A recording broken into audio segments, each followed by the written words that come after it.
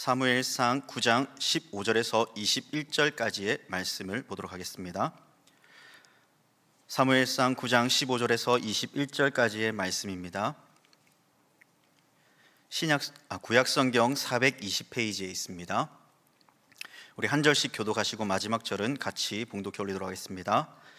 사울이 오기 전날에 여호와께서 사무엘에게 알게 하여 이르시되 내일 이맘때에 내가 베냐민 땅에서 한 사람을 내게로 보내리니 너는 그에게 기름을 부어 내 백성 이스라엘의 지도자로 삼으라.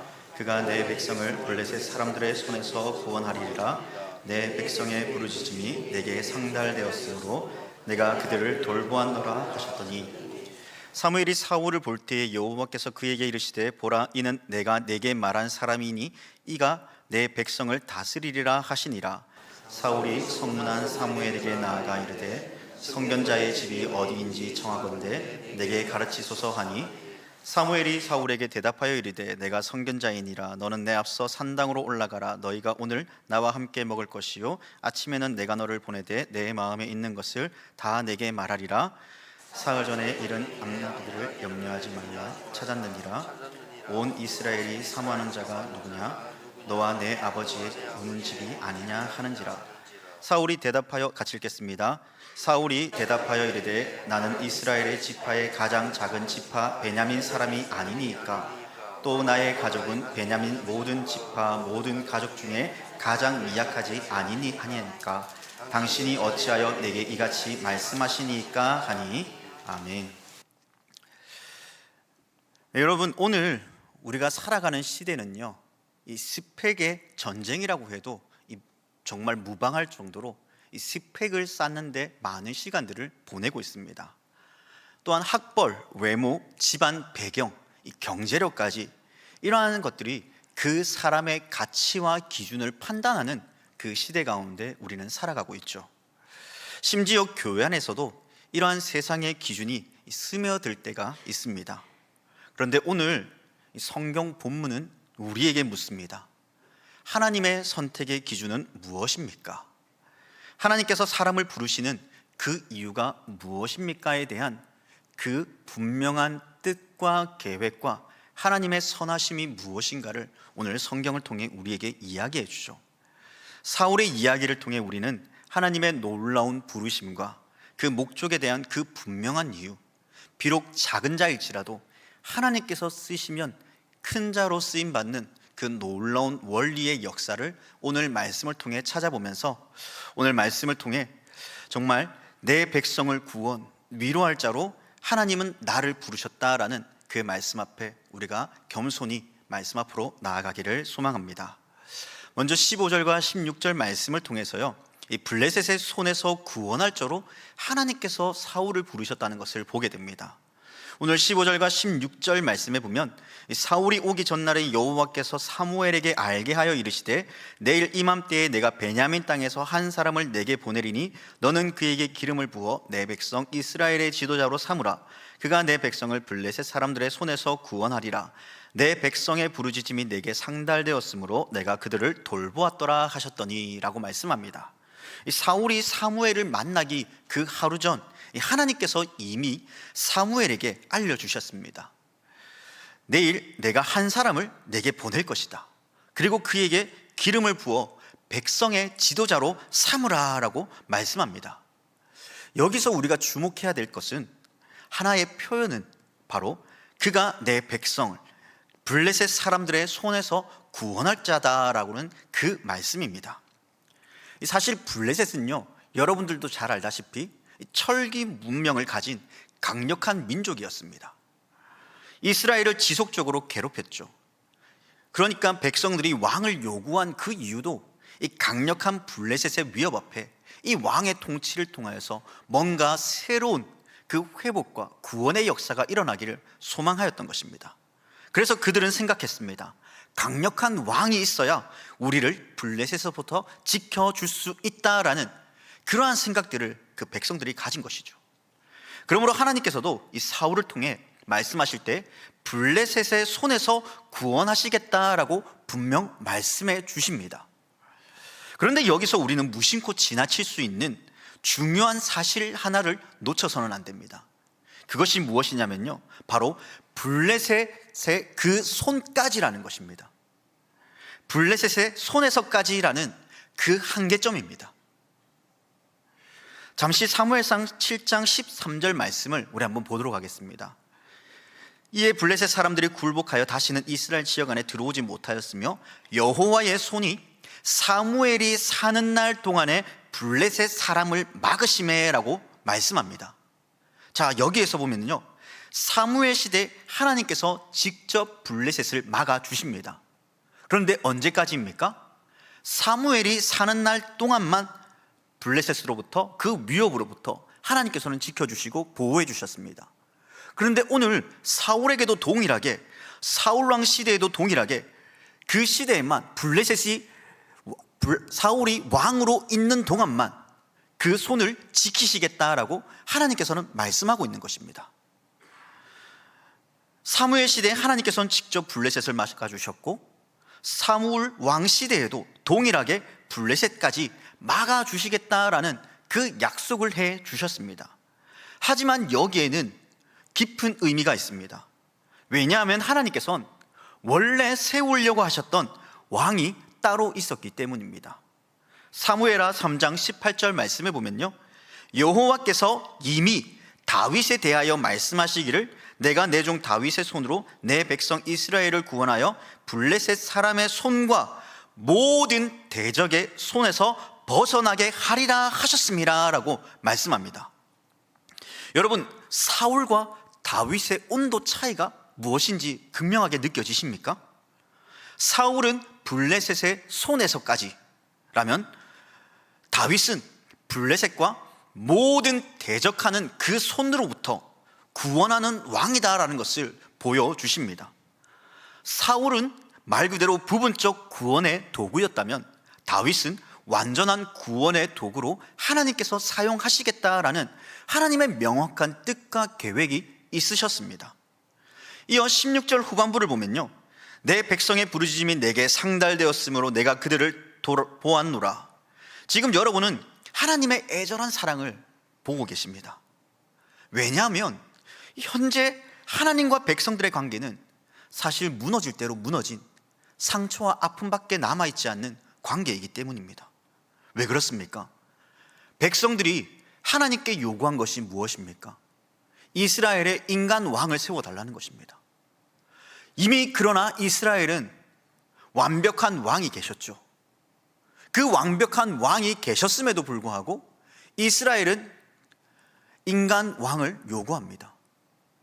그리고 하나님께서는 그들이 나를 버렸다라고 분명 말씀하셨습니다. 그런데도 하나님께서는 오늘 이 말씀에 보니까요, 그들의 부르짖음을 들으셨다라고 말씀합니다.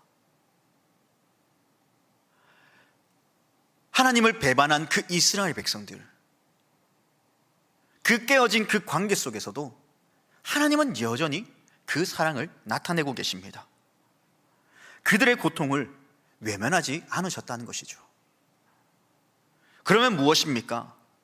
때때로 우리가 어리석은 선택을 할 때도, 잘못된 길로 갈 때도, 그럼에도 불구하고 하나님께서는 우리의 연약함을 아시고 우리의 부르짖음을 들으시고 계신다는 것입니다. 이 말씀을 통해 오늘 우리가 한번 생각해 보시길 바랍니다. 여전히 나를 위해 함께 하시는 하나님, 나의 고통과 그 아픔을 부르짖을 때 들으시는 그 하나님 앞에 그 왕 되신 하나님이 있지만, 그러나 나는 오늘 누구를 더 의지하며 살아가고 있는가를 한번 생각해 봅시다. 이스라엘처럼 하나님이 아닌 다른 것을 의지하고 있지는 않습니까? 학력, 재력, 인맥, 권력, 이러한 것들이 나를 지켜줄 것이다 라고 우리는 혹시 생각하고 있지는 않습니까? 이런 것들은 우리가 온전히 하나님을 신뢰하지 못하고 있다는 그러한 증거입니다. 그러므로 오늘 사울의 이야기를 통해 우리에게 교훈하는 것은 이것입니다. 인간적인 조건들은 우리를 블레셋까지만 구원할 수 있다라는 그러한 명백한 사실을 보여주고 있습니다. 이 말이 의미하는 것은 당장의 문제, 눈에 보이는 그 위협까지만 해결할 수 있지만 앞으로 우리에게 주어질 그 위협들은 하나님으로부터 그 대적의 손에서 우리를 구원해 주시지 않는다라는 그 사실을 명백하게 보여주는 것입니다. 다시 말해서 우리는 하나님만 의지하며 하나님을 신뢰하며 나아가는 그 삶을 살아가야 된다는 것이죠. 그 삶을 위해 우리를 불러주셨습니다. 우리는 이러한 담대한 믿음을 가지고 어떠한 상황 가운데서도 하나님을 끝까지 신뢰하며 의지하며 나아가는 그러한 백성들이 되어야 된다는 것을 오늘 사울의 이야기를 통해 우리에게 보여주고 있는 것입니다. 두 번째로 오늘 17절 말씀에 내 백성을 다스릴 자로 하나님께서 불러주셨다라고 말씀합니다. 17절 말씀에 사무엘이 사울을 볼 때 여호와께서 그에게 이르시되 보라, 이는 내가 내게 말한 사람이니 이가 내 백성을 다스리리라 하시니라. 여러분, 사무엘이요, 이 사울을 볼 때 하나님께서 말씀하셨습니다. 보라, 이 사람이다. 이가 내 백성을 다스릴 것이다. 여기서 가장 중요한 핵심 단어는 바로 내 백성입니다. 내 백성. 누구의 백성입니까? 하나님의 백성입니다.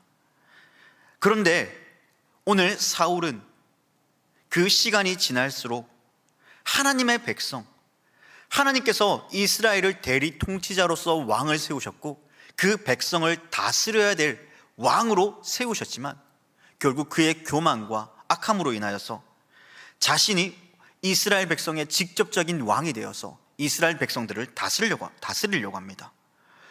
이스라엘 사람들은 왕을 요구했지만 그럼에도 불구하고 하나님께서는 분명히 말씀하십니다. 이스라엘은 여전히 내 백성이다. 이것은 무엇을 의미하겠습니까? 사울은 왕이지만 진짜 왕이 아니다. 그는 나의 대리자이다. 하나님의 백성을 대신해서 다스리는 대리 통치자일 뿐이다라는 것을 분명 하나님께서 보여주셨습니다. 여기서 우리는 왕의 참된 역할을 이해하게 됩니다. 왕은 자기 마음대로 백성을 다스리는 독재자가 아닙니다. 왕은요, 하나님의 뜻을 따라 하나님의 방식으로 하나님의 백성을 다스리는 목자가 되어야 됩니다. 이것은 신명기 17장 18절과 20절이 왕이 해야 될 가장 중요한 일을 이렇게 기록하고 있기 때문입니다. 그가 왕 위에 오르거든 이 율법서의 등사본을 레위 사람 제사장 앞에서 책으로 써서 평생에 자기 곁에 두고 읽어 그의 하나님 여호와 경외하기를 배우며 이 율법의 모든 말과 이 규례를 지켜 행할 것이라.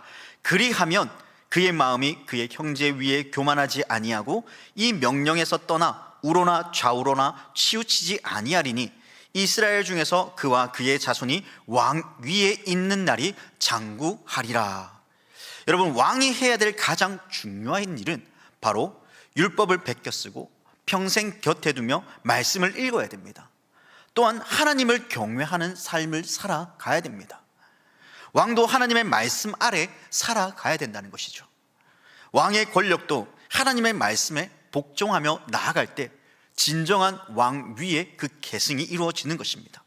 이것이 왕이 가져야 될 진정한 왕의 자세이며 마음의 자세입니다.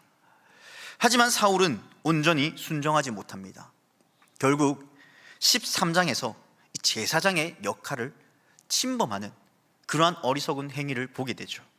15장에서는 하나님의 명령을 어기고 자기 마음대로 행동하는 어리석은 왕의 모습을 보게 됩니다.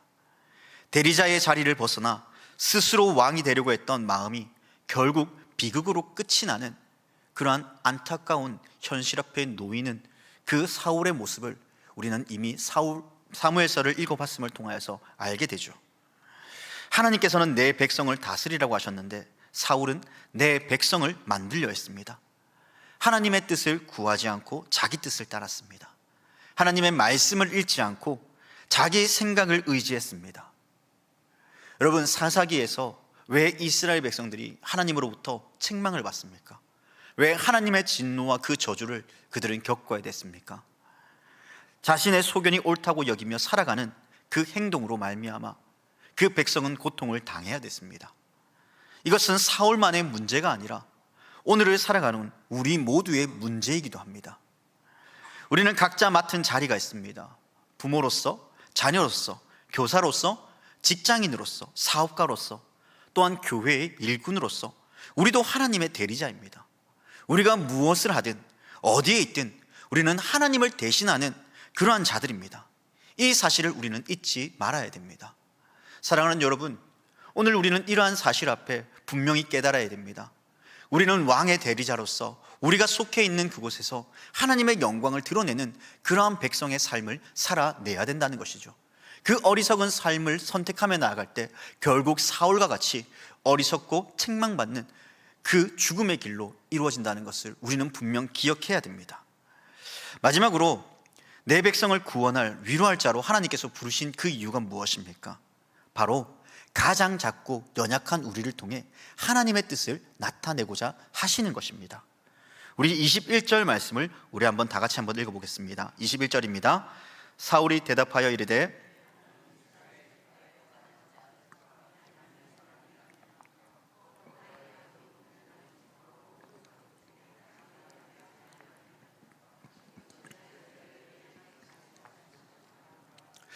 여러분, 사울은 지금요 놀라운 대답을 하고 있습니다.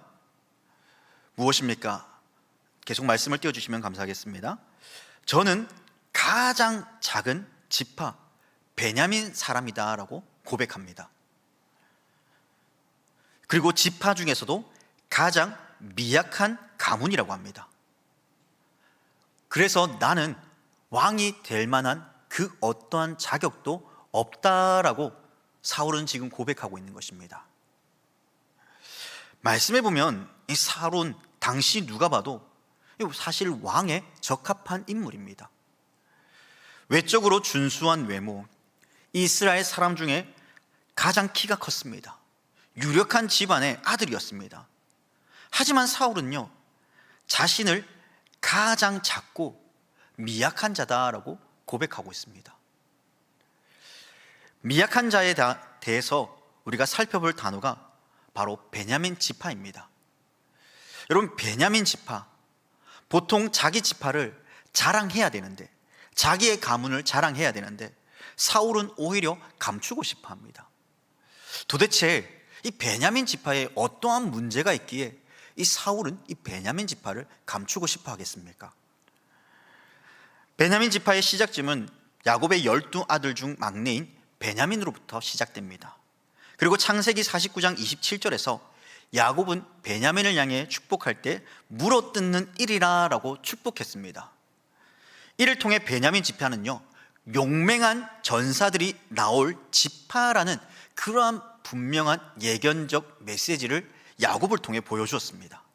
실제로 베냐민 지파는 작지만요 아주 강한 지파였습니다. 사사시대에는 이스라엘을 위기에서 구해낼 만큼 가장 용맹하고 힘있는 그러한 지파 중 하나였죠. 그런데 이 지파에 씻을 수 없는 크나큰 수치가 찾아오게 됩니다. 무엇입니까? 사사기 19장 21장에 보면 기록된 레위인의 첩을 집단으로 겁탈하여 죽게 만드는 사건으로 인하여서 엄청난 사건과 결말이 일어나게 됩니다. 이 일로 이스라엘 11지파가 베냐민 지파와 전쟁을 벌였고 베냐민 지파는 거의 전멸할 뻔했습니다. 4만 명이 죽임을 당하였고 겨우 600명만 살아남는 그러한 처절한 아픔과 상처를 그들은 겪어야 됐죠. 그러므로 사울의 말이 이해가 됩니다. 가장 작은 지파, 가장 미약한 지파, 이는 과거의 수치와 아픔을 안고 살아가는 그러한 지파였음을 사울이 고백했다는 것입니다. 그러므로 왕이 될 만한 조건이 되지 못한다는 것을 사울 스스로가 고백합니다. 하지만 여러분, 인간의 관점은 눈앞에 보여지는 그러한 상황, 보여지는 현실, 그것이 전부다라고 생각한다면 하나님은 어떠실까요? 하나님의 관점은요 바로 이러한 사울을 선택하십니다. 외형적으로 훌륭해 보였지만 그러나 하나님께서 보신 것은 외형적인 모습이 아니라 바로 낮은 자리에서 있던 그 사람, 자신을 미약한 사람이다라고 고백할 수 있는 그러한 사람을 선택하셔서 하나님께서는 일하셨습니다. 바로 이것이 하나님이 일하는 방식입니다. 하나님은요 높은 자를 낮추시고 낮은 자를 높여주시는 하나님이실 줄 믿습니다. 강한 자가 아니라 약한 자를 선택해서 하나님께서는 그 약한 자를 통해 일하게 하십니다. 스스로 의로운 자가 아니라 자신의 부족한 자를 아는 것을, 그 사람을 선택하여 일하게 하십니다. 여러분, 예수님을 보십시오. 사람들이 기대했던 그 메시아와 완전 다른 모습이었습니다. 화려한 왕족의 혈통이나 강력한 군대를 이끌 만한 그러한 카리스마를 가지고 이 땅에서 사역을 하지 않으셨습니다. 목수의 아들로 태어나 아버지의 일을 따라 섬겼습니다. 가난한 가정에서 자랐고 마지막에는 십자가의 처절한 그 죽임을 당하신 그 예수님의 처절한 모습을 우리는 바라보지 않았습니까? 세상의 기준으로 보면 가장 낮은 자리, 가장 약한 모습이었습니다. 그런데 바로 이러한 낮아지심, 이 약함을 통해 하나님께서는 구원의 놀라운 복을 이루셨습니다. 여러분들은 어떻습니까? 혹시 나는 부족해서 하나님께서 쓰임 받을 수 없어, 그렇게 혹시 생각하지 않습니까? 내 학벌이, 내 경력이, 내 형편이, 내 과거가, 이러한 생각으로 혹시 우리는 주님 앞에 나아가고 있지는 못하고 있지는 않습니까? 여러분, 이러한 모습들은 인간의 눈으로 바라보는 현실적인 모습일 뿐입니다. 하나님은 그렇지 않습니다. 가장 연약하고 가장 자기 자신을 낮추며 하나님을 신뢰하는 자를 오늘도 찾고 계십니다. 오늘 본문이 저와 여러분들에게 들려주는 분명한 음성은 이것입니다. 가장 작고 미약할지라도 괜찮다. 내가 너를 부르고 내가 너를 세우고 내가 너를 사용하겠다라고 우리 하나님은 분명 말씀합니다. 모세는 말을 더듬었습니다. 그런데 하나님은 그를 통해 이스라엘을, 애굽을 구원해 주셨습니다. 기드온은 가장 약한 지파였고 가장 작은 집안의 사람이었습니다. 그런데 하나님은 그를 통해 미디안을 물리치셨습니다. 다윗의 형들은 다윗을 무시하는 그러한 상황 가운데 놓였습니다. 그런데 하나님은 그를 이스라엘의 가장 위대한 왕으로 세우셨습니다. 베드로는 예수님을 3번 부인한 실패자였지만, 그런데 하나님은 그를 통해 초대 교회를 세우셨습니다. 여러분, 기억하십시오. 문제는요, 우리의 조건이 아닙니다. 우리가 하나님의 부르심에 응답하느냐, 하나님의 능력을 의지하느냐입니다. 사울도 처음에는 겸손하게 그렇게 하나님의 말씀을 신뢰하였습니다.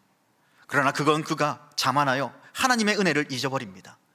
자기 힘과 능력을 의지하면서 결국 하나님 앞에 버림받는 그러한 길로 그는 스스로 선택하며 죄악의 길로 들어서게 됩니다. 반대로 다윗은 어떻습니까? 계속해서 하나님을 의지합니다. 시편 18편 1절과 2절에서 다윗은 이렇게 노래합니다. 여호와 나의 하나님이여, 내가 주를 사랑하나이다. 여호와는 나의 반석이시요 나의 요새이시요 나를 건지시는 이시요 나의 하나님이시요 내가 그 안에 피할 나의 바위시요 나의 방패시요 나의 구원의 뿌리시요 나의 산성이시로다. 여러분, 다윗의 이 고백은요, 작고 미약하다는 그 고백 앞에 하나님, 그렇습니다. 저는 작고 미약합니다. 연약한 존재입니다. 그러나 하나님은 나의 반석이 되심을 나는 믿습니다. 하나님이 나의 요새 되심을 나는 믿습니다. 나를 건지시고 하나님은 나의 하나님이 되심을 나는 믿고 오늘도 그 걸음 한 걸음 한 걸음을 주님 앞에 나아갑니다. 주님, 나의 구원의 뿌리 되신 하나님, 나의 산성이 되시는 하나님, 나의 삶을 인도하여 주옵소서라는 그러한 담대한 고백 앞에 하나님은 다윗을 귀하게 쓰셨습니다. 여러분, 내가 작고 미약하다는 것은 문제가 되지 않습니다. 오히려 이것은 축복입니다. 왜냐하면 나의 약함을 통해 하나님의 강하심이 드러나기 때문입니다. 나의 부족함을 통해 하나님의 충만하심이 나타나기 때문입니다. 사랑하는 여러분, 하나님께서 오늘 우리를 부르신 것은 우리로 하여금 하나님의 뜻을, 하나님의 선하심을 여러분들의 삶을 통해 나타내고자 하십니다.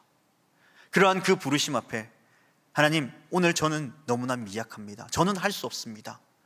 그러한 삶의 고백이 아니라 주님, 비록 제가 미약하지만, 제가 연약하지만 하나님의 뜻에 순종합니다. 오늘도 그 걸음을 걸으며 나아갑니다.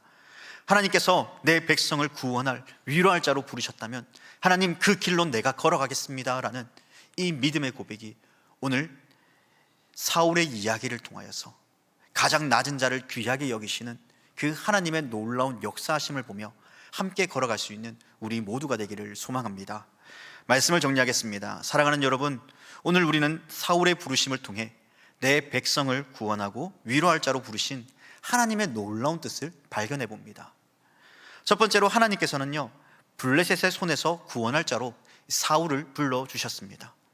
그러나 이것은 완전한 구원이 아니었습니다. 진정한 구원, 완전한 구원은 오직 예수 그리스도를 통해 나타냅니다. 그럼에도 불구하고 그 일들을 이루시기 위해 블레셋의 손에서 구원할 자, 그 자로 하나님께서는 사울을 불러주셨고, 오늘 우리의 삶 가운데 또 다른 누군가의 고통과 그 아픔 속에 살아가는 자들에게 위로와 구원할 자로 우리를 불러주셨음을 우리는 믿고 걸어가야 됩니다. 두 번째로 하나님께서는 당신의 백성, 하나님의 백성을 다스릴 자로 사울을 부르셨습니다.